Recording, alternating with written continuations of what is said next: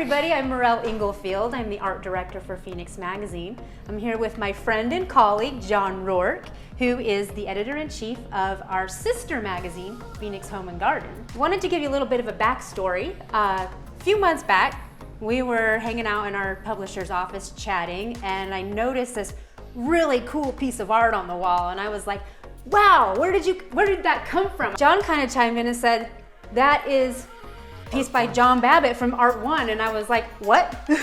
I got to know more about this place. So John knows these people. He has a great rapport. He's going to introduce us to some of the folks behind Art One, as well as teach us a little bit about their foundation that bolsters aspiring artists into their careers. John, take it away. Thanks, Mirelle. So we did an article maybe 2-3 years back, and I had been coming here. The gallery's 28 years old now, I believe, and I have been coming here ever since I moved to the Valley, probably 25 years ago.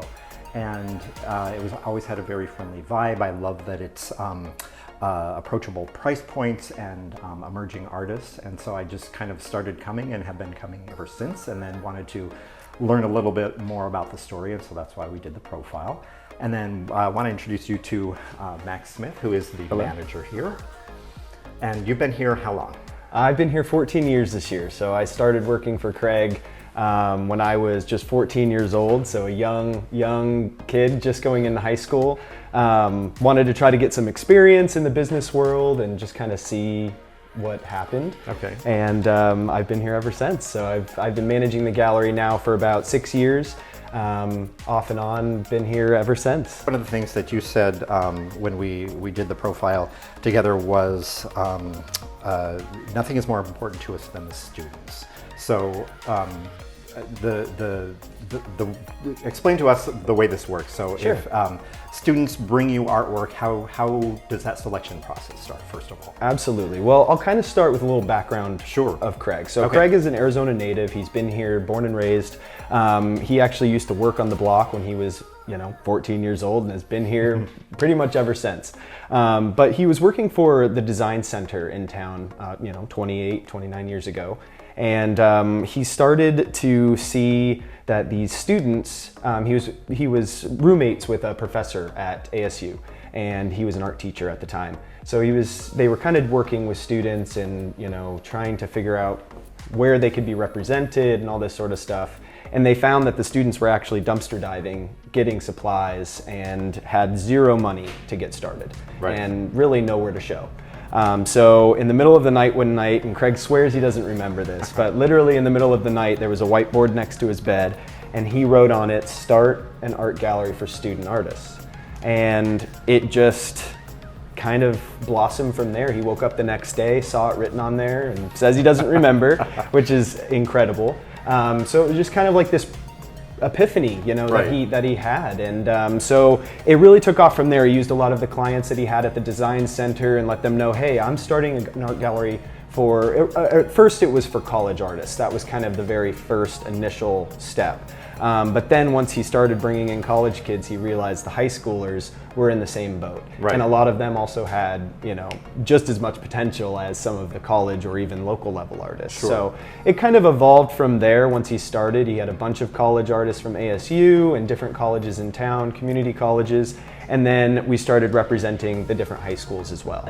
Talk about a little bit about when you sell a work by a student. Sure. The student gets 100% of the asking price, and then as far as local artists, is a 50% cut? Correct. Yeah. So kind of how it works in it's college and above, we do a 50-50 gallery split, because we feel at that point it's time for them to start really seeing how the art world works. But when it's high school and below, they receive 100% of the proceeds. So all of our high school students, we also work with the Autism Academy of Phoenix, which those students range 5 all the way up until their 20s. Also the One Step Beyond group, kind of a similar program, but a little bit more towards adults.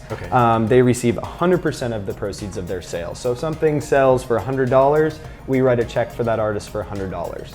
And the whole goal of that is really to stimulate that motivation to continue producing and help them purchase supplies, get them art classes if that's what they want to do, and just really try to get their foot in the door of the art world instead of worrying about expenses and stuff like that. Okay, and price range for works of art here? Absolutely. So we try to be a little different than some of the other Scottsdale galleries. You know, Scottsdale art is kind of traditionally a little intimidating because of maybe the price point, or you don't want to touch anything. So we're a little different in that sense. So we try not to really bring in things over that. Every once in a while there will be something that's a little bit more expensive, but the whole goal is for up and coming collectors and anyone really can come in here and find something that they like and be able to afford it.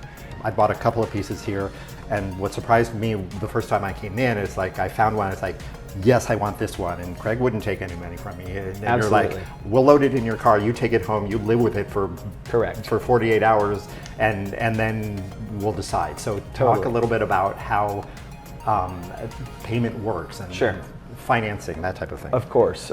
So if someone is purchasing artwork and they live here in town, you're more than welcome to take it out on approval for up to a week is what we call it. So it's an on approval service, so you can actually take the piece, live with it at home in your space, hang it up on the wall for 7 days or so, and make sure you really vibe with it. Make sure you really like it. Make sure it goes with your furniture and your family likes it and your children like it and all that sort of stuff. So it's a way for us to really help our clients just take their time with art. You know, we have a lot of people who come in and say, what should I get? What should I buy for this space? And it really needs to be something that creates like that emotional feeling for you. You have to love it.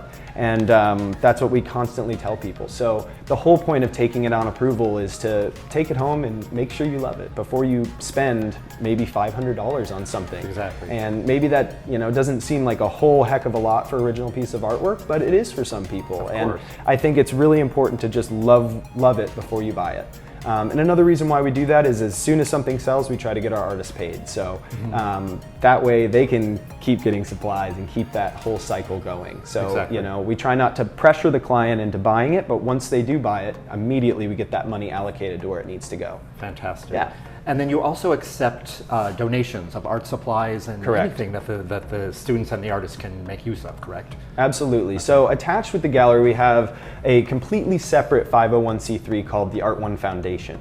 And we're in the process of kind of revamping that whole entire thing. But over the past couple of years, we've raised probably close to $15,000 in monetary funds, and then also actual hard donations like canvases, paints, easels, etc.